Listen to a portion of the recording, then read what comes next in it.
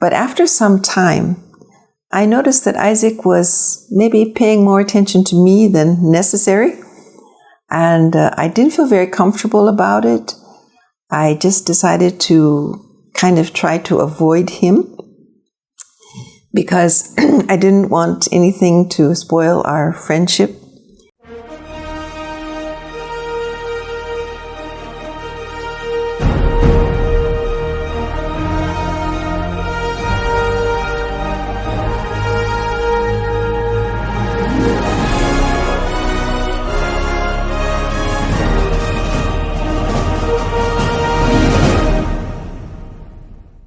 Hello again, viewers. Today I want to share something very personal and very precious to me. I want to tell you how God led me in the area of marriage. Because I was planning to come to Nigeria as a missionary, I had surrendered that aspect of my life to God. Because I know that usually there are more female missionaries than male, maybe 3 to 1 or 4 to 1. And so the likelihood of getting married was just not there. So I had to say to God, it's okay. I want your will. I will do anything. I would like to be married, but I don't want to miss your will. So I had made up my mind that if God wanted me to be single, I was going to be happy.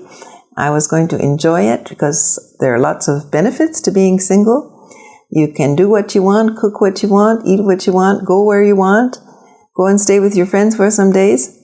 And also some of the advantages that made it actually easier to serve God. And but sometimes I would think to myself, actually, I think I might be a better person if I was married, because when you're single, it's very easy to be self-centered and to think only about yourself.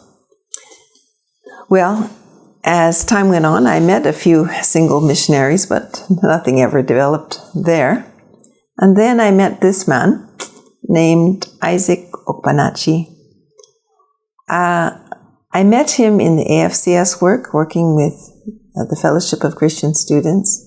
I admired him a lot because of his intelligence, his love for God, his zeal for winning souls, and how he valued and knew the Word of God. But there was nothing else between us. Isaac married a beautiful young lady from Borno. She also joined the fellowship and we worked together. However, sadly, his wife lost her first pregnancy, and we all felt bad about that. And we began to pray. And when she became pregnant again, our prayer was that the child should survive.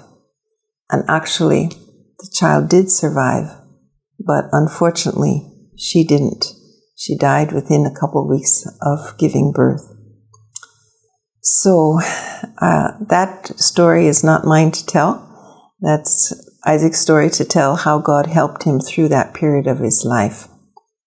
But after some time, I noticed that Isaac was maybe paying more attention to me than necessary. And I didn't feel very comfortable about it. I just decided to kind of try to avoid him because I didn't want anything to spoil our friendship. I didn't think of marrying a Nigerian because different races, different culture, different color, everything. I just didn't guess that it could be part of God's plan. But God used a dream to get my attention. Now, that's not something that happens every day, but this was a very vivid dream in which God said something to me about him. I won't go into the details. But what really shocked me was a few days later, I heard him reciting a dream that he had, and there was a very definite link between his dream and my dream.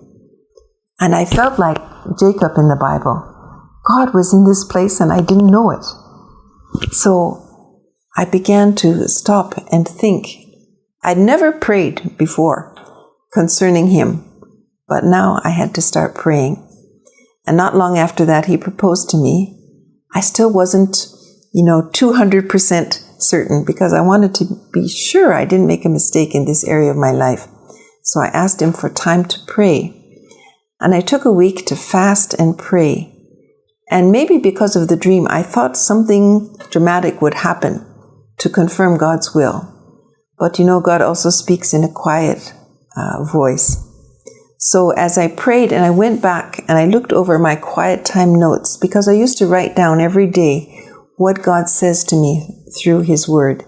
And as I went back and I looked what God had been saying, guess what I saw? My daughter, forget your people and your father's house. No more will be your father's, but your sons. I looked more and I saw, I've chosen a plan for you, despised by the world. I thought, wow, God is really confirming. And so, to be honest, I wasn't in love with Him at that time. I wouldn't allow my emotions to go that direction. But I loved the person He was, but I wasn't in love. But I obeyed God, and God confirmed His will through His Word. It's another strong way that God guides. Also, He confirmed this through people, through wise counselors. I went to leaders in the mission, 3 different groups, and every one of them said, you are in God's will. One of them even referred to Numbers 11, where Moses married an Ethiopian. It was an interracial marriage, and God supported them in that. So, we got married July 21st, 1990. We've been married for 31 years. The things I've feared about cultural differences have not been a problem, because we don't follow my culture or his culture. We follow the Bible's culture. Try to take the best from his culture, the best from mine, but the guide is the Bible. And I've enjoyed his love, his companionship, true friendship, fellowship, and the joy of serving God together all this while. Once again, I will say, God always gives the very best to those who leave the choice with Him. Thank you. I don't mind telling you that in that my first marriage that ended up in the death of my wife, I never spoke to God about marriage, never prayed, never sought His counsel. I got married to Anne because of a relative of hers who was my very close friend, one Mohammed Abam Shelia. Mohammed convinced me that, look, this girl came to serve in Kano and she was coming to visit Mohammed. Mohammed was staying with me. We were living together actually. This I just flowed with what Mohammed never said one word to God, and I didn't pray about it. It's not something that I prayed or fasted or sought God's opinion at all. I reaped a harvest of sorrows. The worst of it was her death. I look back over the years and I saw I took a terrible turn. Without asking God's opinion, I went into marriage. Many of you listening to me now may not have taken the step of marriage yet. Never take any step in your life without asking God. God will talk to you. God will answer you. God will direct you. I know now by experience. Yes, all the things that my wife just said, I'm a witness. This time it was different because both of us brought God into the picture. 31 years, and she's still pursuing me. All of you can see. I've told you about the American girl that I saw at the Deeper Life Bible teaching, Bible ministry. I was afraid of getting married to a white person. She also had her misgivings about marrying a black person. Eventually, God led us together. It's been a beautiful story of 31 years. Your own life can turn out that way too. Thank you for tuning in. Thank you for watching this video today. Do not forget to subscribe to this channel. Send this video to your friends, and also send us your comments. Tell us whether we're doing right or wrong. Correct us, and God will bless you.